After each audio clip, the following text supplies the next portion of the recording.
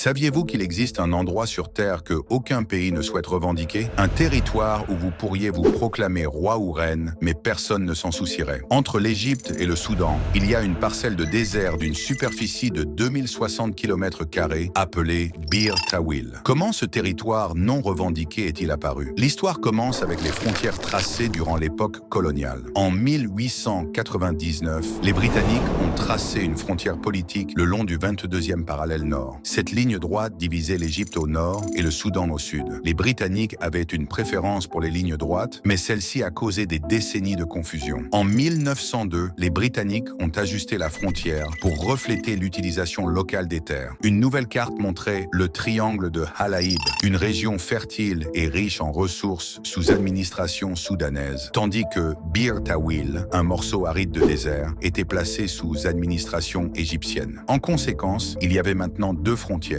l'une droite et l'autre sinueuse. Voici la particularité. L'Égypte et le Soudan revendiquent tous deux le triangle de Halaïb en raison de son emplacement stratégique près de la mer Rouge. Mais le revendiquer signifie accepter la frontière de 1902, ce qui les obligerait à renoncer à Bir Tawil. Cela crée une situation rare. Le triangle de Halaïb est disputé, tandis que Bir Tawil est ignoré, car le revendiquer signifierait accepter la frontière administrative de 1902 et affaiblir leur revendication sur le triangle de Halaïb, bien plus précieux.